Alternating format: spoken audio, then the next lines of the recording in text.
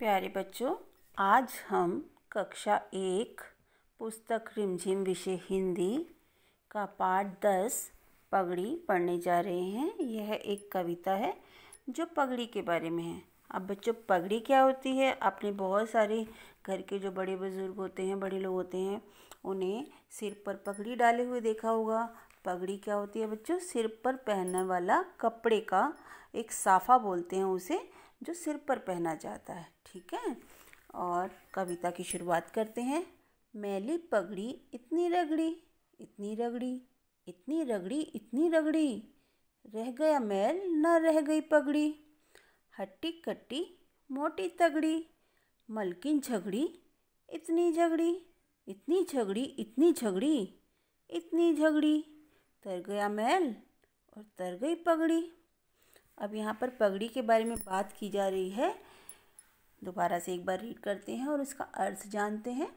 मैली पगड़ी इतनी रगड़ी, एक पगड़ी के बारे में यहाँ पर बात की जा रही है।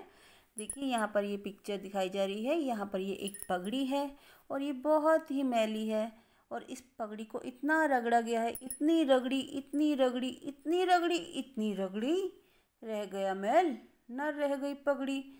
पगड़ी में इतना मैल है जो जगह जगह पर देखो अभी भी दिखाई दे रहा है। इस पगड़ी को इतना रगड़ लिया, इतनी बार उससे साबुन से लगा। हम जब भी कोई कपड़े देखते हैं, आपने घर में मम्मी को कपड़े धोते हुए देखा होगा बच्चों, तो उसमें पानी का और साबुन का इस्तेमाल करते हैं और उस पर लकड़ी का एक सोटा होता है, उसे लगाया जाता है और साबुन से अच्छे से मलकर ब्रश लगाकर साफ़ किया जाता है।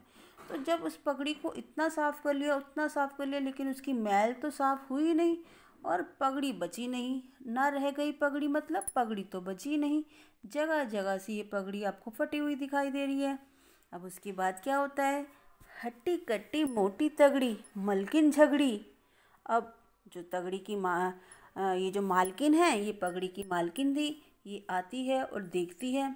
और मालकिन कैसी है? हट्टी कट्टी मोटी तगड़ी। आपको पिक्चर में ही दिख रहा है कि जो मालकिन है बड़ी ही स्वस्थ हेल्दी है और वो उस नौकर से इतना झगड़ रही है, गुस्सा कर रही है। इतना झगड़ी, इतना झगड़ी, इतना झगड़ी, इतना झगड़ी, तर गया मैल और तर गई पगड़ी।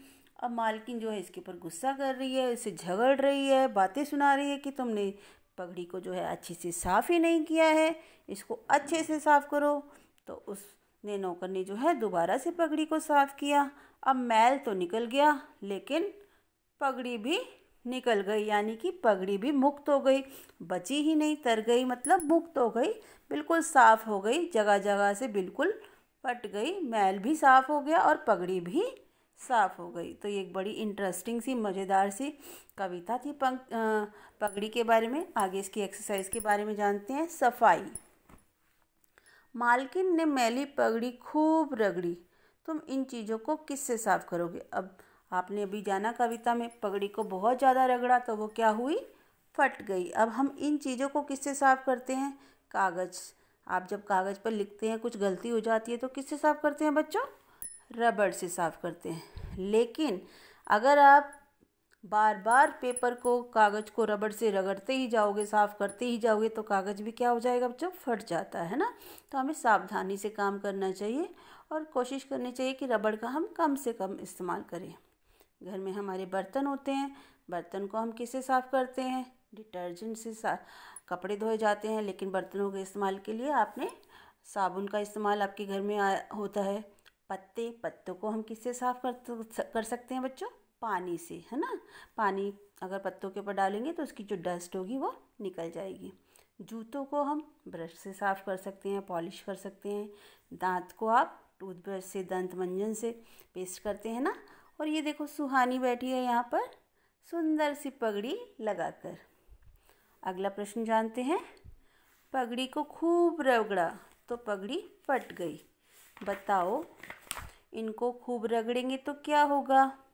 यहाँ पर फर्श के बारे में आपको बताया है। अगर हम फर्श को खूब रगड़ते हैं तो हमारा फर्श चमक जाता है, सुंदर दिखता है, साफ़ हो जाता है। तो ऐसे ही कागज़ का क्या होगा? अगर कागज़ को खूब रगड़ें तो अभी मैंने बताया फट जाएगा। बर्तन को आप अच्छे से रगड़ कर साफ़ करेंगे तो बर्तन चमक जाएंगे, साफ़ हो जाएंगे।